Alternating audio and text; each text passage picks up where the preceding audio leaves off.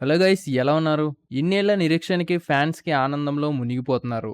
ఎందుకంటారా? 'ప్రభాస్‌కి 'బాహుబలి' తర్వాత సరైన హైప్ రాలేకపోయింది. తర్వాత కొన్ని రోజులకి 'సలార్' వచ్చినా అభిమానుల్లో ఏదో కొరత మిగిలింది. 'కల్కి'తో ఆ లోటు తీరిందనే చెప్పాలి. ఈ సినిమా చూసిన నాకు అనిపించిందేందంటే, 'నాగ్ అశ్విన్‌కి' హ్యాట్స్ ఆఫ్ చెప్పాలి. ఇలాంటి ఇమాజినేషన్ సినిమాకి కార్యరూపంలో పెట్టాలంటే మామూలు విషయం కాదు. తెరపైన విజువల్ గ్రాండ్‌నెస్ ఓ లెవెల్‌లో ఉంది. పురాణ ఇతిహాసాలని సైన్స్ ఫిక్షన్ కి లింక్ పెట్టి తీయడం అనేది థాట్ హైలైట్ గా ఉంది. గ్రాఫిక్స్ అయితే హాలీవుడ్ మూవీకి పోటీగా తగ్గకుండా చూపించారు. స్టోరీ మెయిన్ ప్లాట్ విషయానికొస్తే, Bhairava alias Prabhas bounty Hunter. అతని ఎయిమ్ కాంప్లెక్స్ కి వెళ్లడం. యాస్కిన్ ల్యాబ్ లో నుండి సమ్ 80 అలియాస్ దీపికా పదుకునే తప్పించుకుని పారిపోతుంది. తర్వాత అశ్వత్థామ ఎలా ఎంటర్ అయ్యాడు, భైరవ ఎలా ఎదుర్కొన్నాడు, సమ్ 80ని పట్టుకున్నాడా, యాస్కిన్ ఎవరు, అతని లక్ష్యం ఏమిటి, కురుక్షేత్ర యుద్ధానికి ఈ కల్కికి రిలేషన్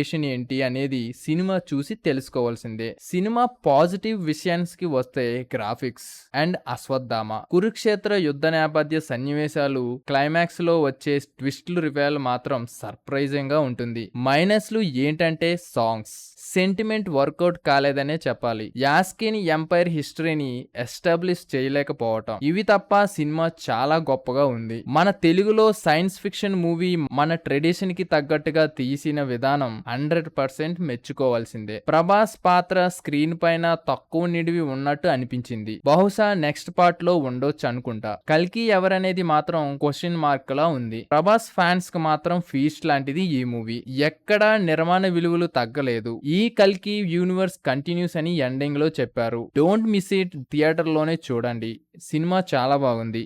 రివ్యూ గానీ నచ్చినట్లయితే ప్లీజ్ సబ్స్క్రైబ్.